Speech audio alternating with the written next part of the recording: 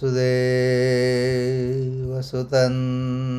देवं कंसचाणूरमर्दनं देवकी परमानन्दं कृष्णं वन्दे जगद्गुरुम्. Chapter 2 and verse 50. Buddhi yukto jahatiha. Buddhi yukto jahatiha.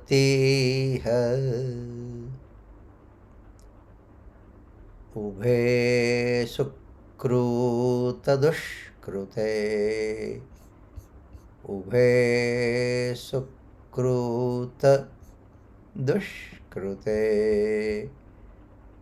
Tasmat yogaya yujyasva.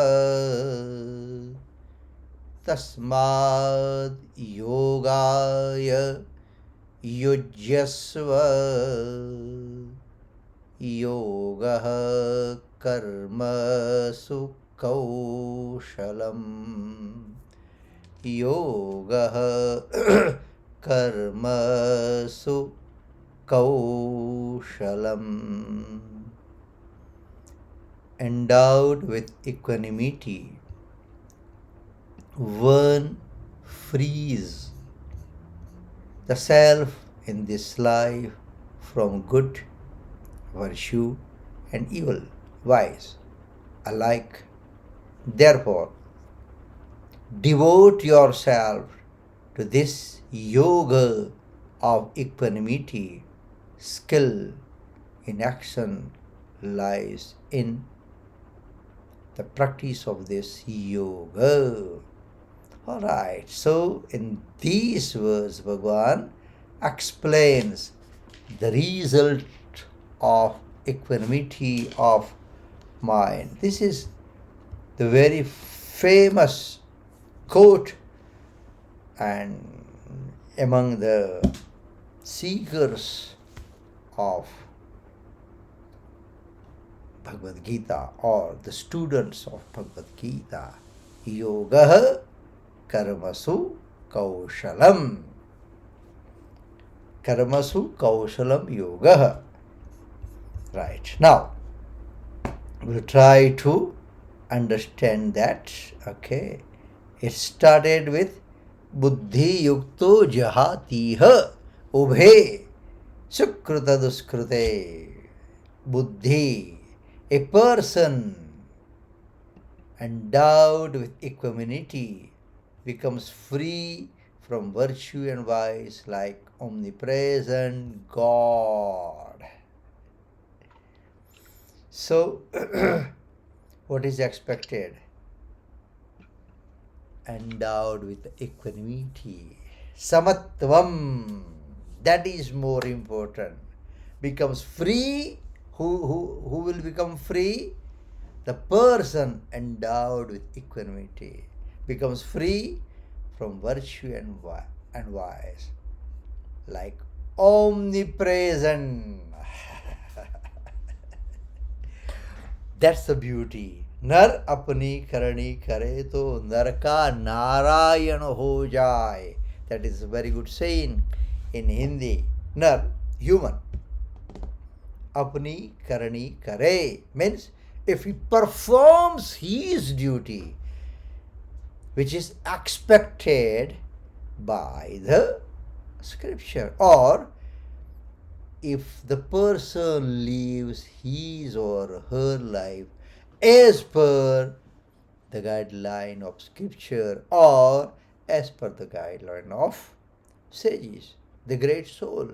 Nar apni karani kare to nar ka Narayan ho jaye. Narayan is Almighty. So basically it says about the person can achieve the highest goal. The person can develop himself or herself. But when equanimity, it has been very clearly, Bhagavan has emphasized this. In the state of equanimity, a person while living in the world detaches himself or herself from the world and remains untouched by virtues and sins as a lotus leaf by water. That's the thing. And then we have discussed this, or not really discussed, but I have quoted this so many times from the Arjun Geeta. Sansarma sarsyo rahe nemanna mare paas sansar male pai nahi te janu maro das. So fully attached, though detach. He or she will be doing all duties in material world as a householder. There are such obligations which we have to fulfill. Sansarma sarsyo rahe. But manna mari paas.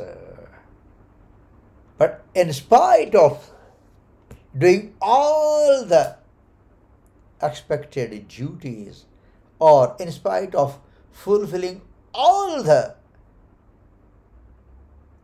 social or worldly obligation, he is always connected with me. Manna mari paas sansar male paine. He is doing. He needs to do. So he will be doing. Or she will be doing. But manna mari paas. And that's the same thing it is explained as a lotus leaf by water. Lotus, Kamal, Pankaj. Another name of Kamal or lotus is Pankaj. Pank means mud. Ja means to bonnet. So it's there in the mud, or surrounded by mud, or the water and mud mix, but still it doesn't affect. And from that, so many times in different examples are given. Hasta Kamad. Hasta means head. Kamad, lotus. Nayana Kamad, eyes. Mukha Kamad. One has to do his or her duties once we are in material world, but live like a lotus. If we live like a lotus, then there will be less trouble when we living.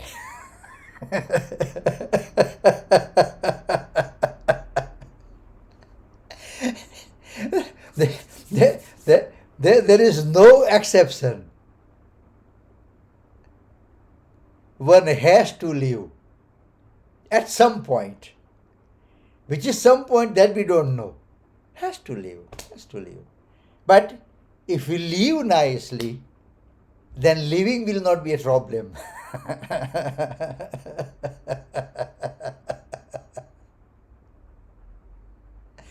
So, lotus, come on. Man himself is sentient and is free from virtue and sin. But by identifying himself with the unreal body, etc., sins and virtues accrue. Problem starts.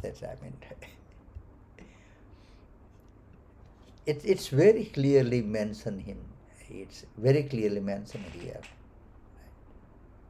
It is the original nature.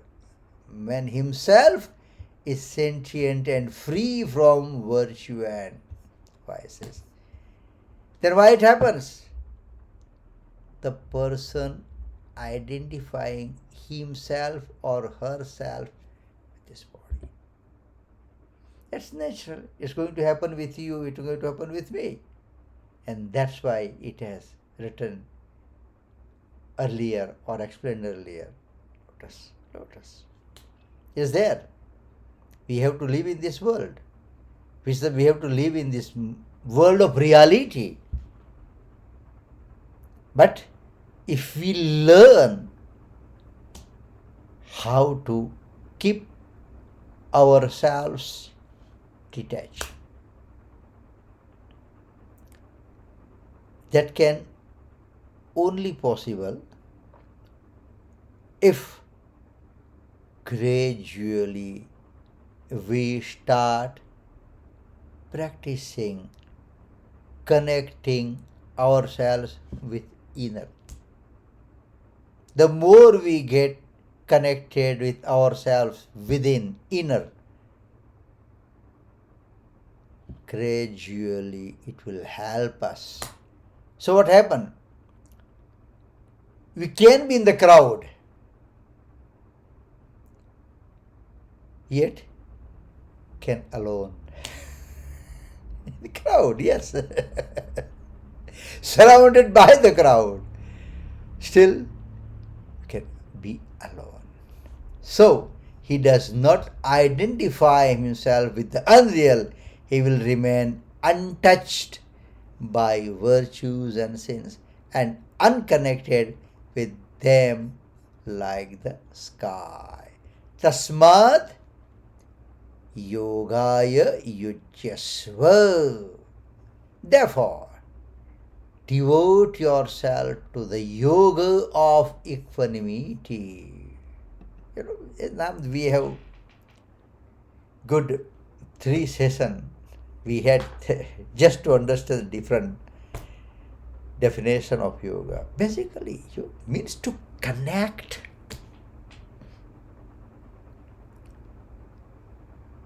If we try, if we put in practice, it can be as little time as 5 minutes.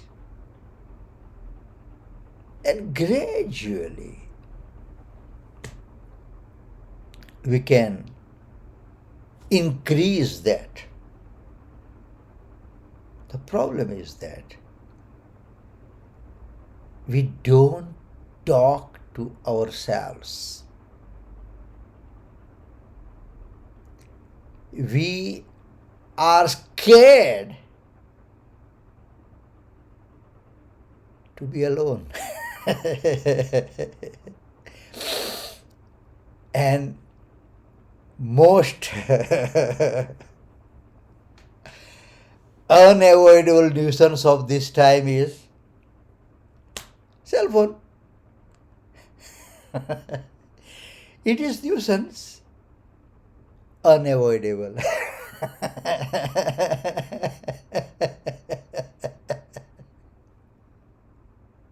Unavoidable.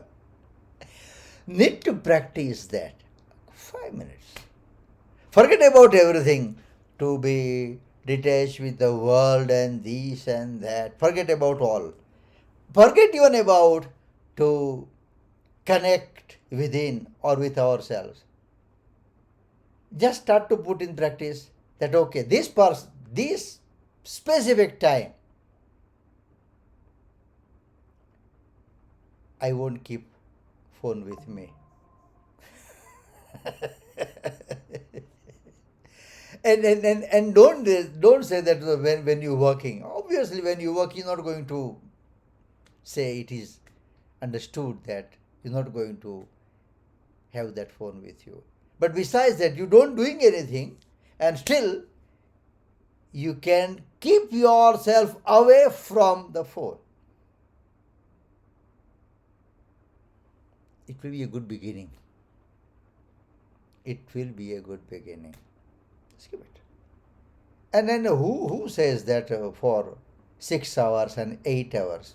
Start for a half an hour only or 1 hour only. Slowly. So basically what it says that equanimity, it says about yoga, and yoga means connection between individual soul and universal soul. It can only possible if there is a dial tone. Once upon a time we used to use this. But if there is no dial tone, the opposite party will understand that it's engage. engage. So the universal soul wants to dial and wants to connect with individual soul. But that individual soul is always engaged. So how is it going to possible? That's why at least try to put in practice alone. But we're scared with to be alone. No. That's a quality time where we can talk with ourselves. We can, it's not nice, but still we can do the introspection. Introspection. Oh, when I was thinking about him or about her, not nice. Was it really necessary? Okay. Oh, I used some harsh word to him or her. Was it necessary? Introspection.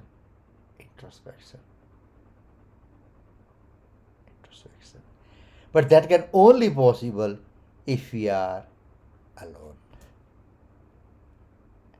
Other than that, it's not possible. So, tasmat yogaya yujyasva. Therefore, devote yourself to the yoga of equanimity. Remain established continuously in equanimity.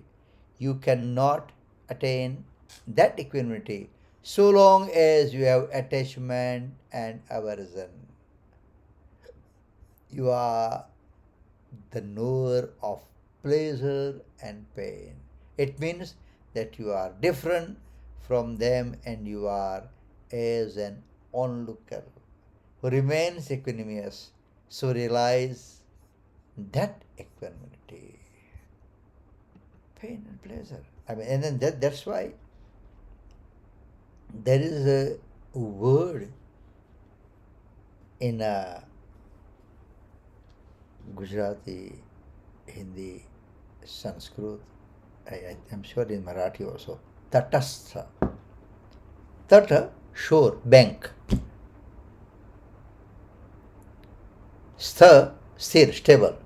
The person stable on the shore, on the bank of the river or on the seashore.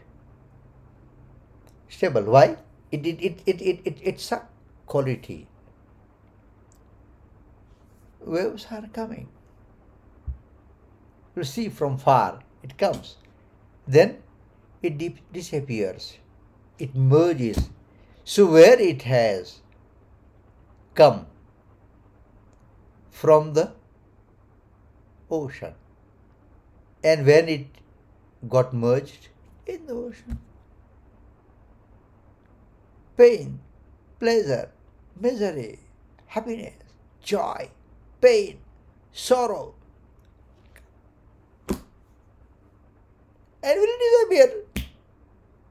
disappear. We need to understand that, and that's why the word tatastha. There is a loose translation. Tatastha means neutral. It's good, but we need to understand that word tatastha. See, so in that context, the word is used here. You are different from them and you are as an onlooker, spectator, witness. Yes. It comes, it goes. We don't have to get attached with that. We don't have to lose our equanimity. It comes, it's fine. And maybe it affects you, but that should be transient. For a while, it's okay, fine. That's fine. Yoga karmasu kaushalam. Skill in action lies in the practice of this yoga. Equanimity in success and failure is skill in action. Yoga karmasu kaushalam. As I told you earlier, this is a very well-known and famous slogan or the saying among the seekers or students of Bhagavad Gita. Yoga karmasu kaushalam. Now, in these words, Bhagavan Krishna has not defined yoga, but he has explained the importance of yoga, and here importance of yoga means equanimity.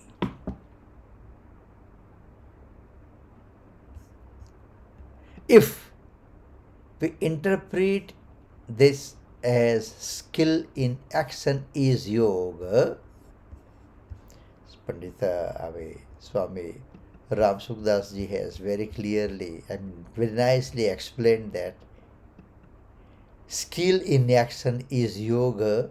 It means that the action of a thief carried out skillfully will also be called as yoga. Are you getting me? So not skill in action. Otherwise, he is doing, he is good, he is wise. How to steal. But that cannot be stamped as yoga. That cannot be.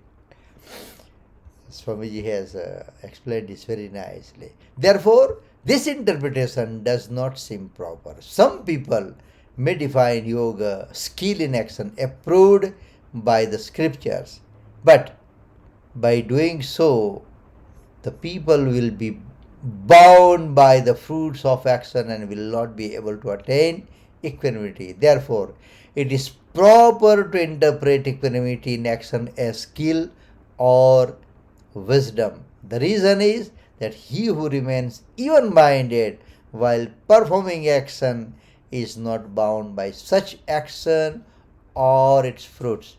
Underline this sentence. Underline this sentence. That he who remains even-minded while performing actions is not bound by such actions and their fruits.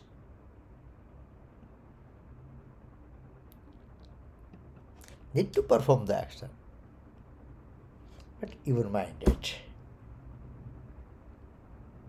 And then, if we can do this, then it will neither create bond nor will we become for the temptation for the fruit. Because the moment we got the even the action will create a bondage if it is not done with even minded. And then the fruit will come. Fruit can be good, can be bad. If it is bad, we'll get angry. If it is good, we'll get greedy. We must have more, we must have more, we must have more. No. So, is not bound by such actions and their fruit. But when it is possible, who remains even-minded while performing the action. You know, that is the reason I love this Bhagavad Gita. And I don't I have told so many times, it is only going to help me after my death, then probably I may not need. It should help me now. So it teaches us, it tells us to do your duty, do your all work. Don't get attached. Don't get attached. If it comes, good.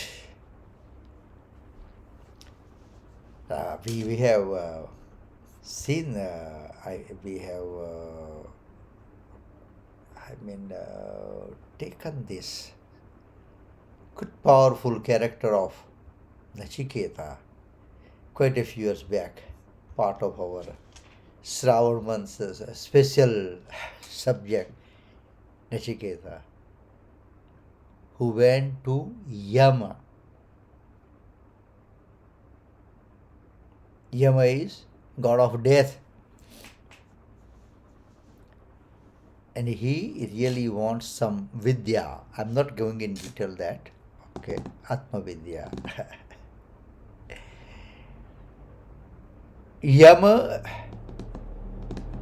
does not want to give this easily to Nachiketa. So Yama gives him the different, you can say, the temptation or the boon. I'll give this, I'll give this, I'll give this. I'm not going into full story, just I'm concluding in 1 minute. Nachiketa says that that's fine. If you want to give, that's fine. But that should not be at the cost of my main intention or main demand, let's put that way. I want to know that Atma Vidya. I want to learn that Atma Vidya. Then on top of that, you want to give is fine. But that cannot be the substitute of that. That is important. That is important. So, the child, for an example, wants some specific toy. Okay. The mother or father will say, okay, here is the chocolate. Or is this something else? Right? 90% children will be happy with that chocolate or this anything else, any substitute. The 10% maybe, 10% is a lot. Maybe 1% child will say, no, if you want to give me chocolate, it's fine. But I specifically want this.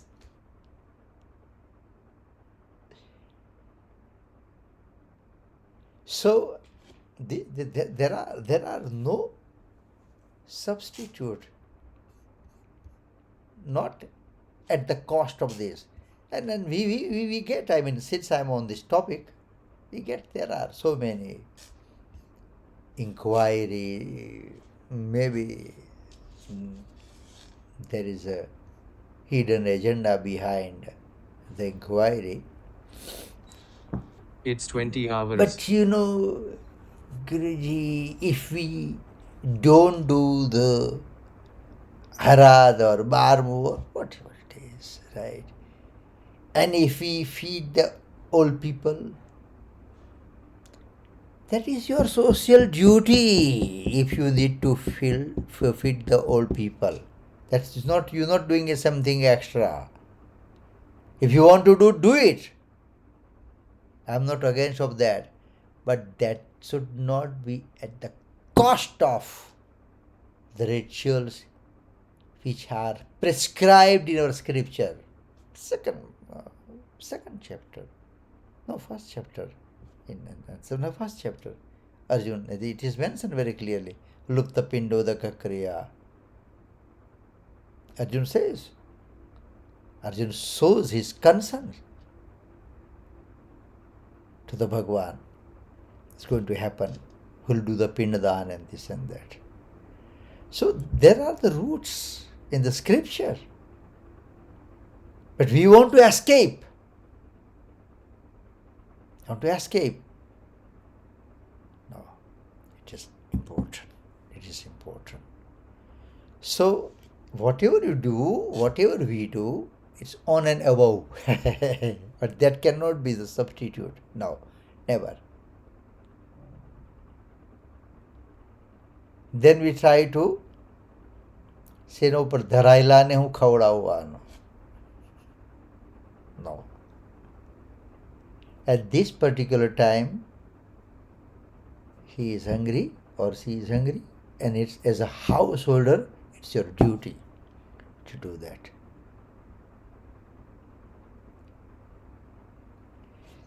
A very good story I have heard, if I am not mistaken, in the good, well-known Bhagavatkar Ramesh Bhai Ojha, or maybe somebody else, but he has narrated a very, very good story that and one ashram, they have that annakshetra. In loose translation, annakshetra means feeding scheme. Okay, so whoever comes to that place will get food. So one fine evening or the lunch time, one gun came, and there was a rule that before you get that food or prasad, let's use that word as a prasad, from that you have to chant, say for the example, Sri Ram Jai Ram Jai Jai Ram, Sri Ram Jai Ram Jai Jai Ram, 5 minutes or 10 minutes or 2 minutes or whatever it is, or 12 times, whatever it is. So that gun came and approached that head of that ashram, or the Rishi or saint or great man or guru, you name anything. He said, no, I'm not going to chant this. Whether you want to give or you don't give.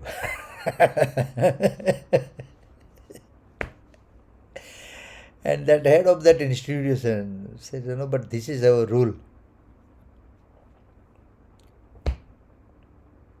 He left. And when that head of this institute was meditating, he found that there are tears in Bhagwan's eyes. The head of that institute, shocked. Bhagwan, he said, this person, 40 years old or 45 years old, I know he is a gone case. And still,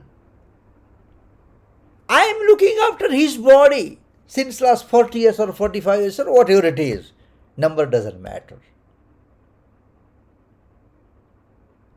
And he came to you only once, and you could not provide him food?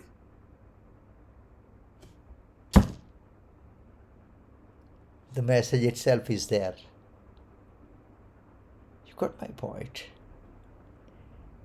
So that's not the argument. What we need to do, we need to do. What is our duty, the prescribed duty as a householder? Because we are in this material world. There are certain duties. There are certain expectations.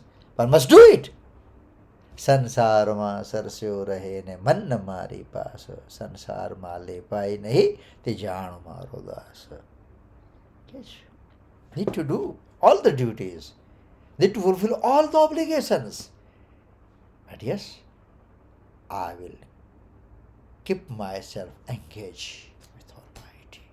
And that's why the translation of devotee is bhakta. Bhakta means always connected, always connected.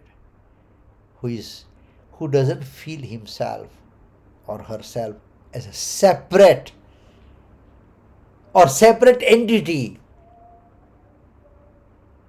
That is, or that person is known as bhakta.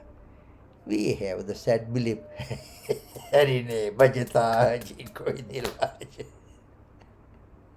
That is only bhakta. No. Anyway, we're going to conclude today in today's discussion. Whatever you like, credit goes to all the great men, all the scripture, all I have studied, I have read, whatever I have understood, I try to share with you. Absolutely, absolutely. Nothing belongs to me. And yes, as we know that our main reference book for our Geeta class is Swami Ram Sukdas Ji's Sadhak Sanjeevani. So, we are expressing our gratitude in the lotus feet of Swami Ram Sukdas Ji too. So, 73rd verse of 18th chapter. Nashto mohah smrutirlabdha tat prasadan mayachyuta sthitosmi gata sandehah karishye vachanam tava.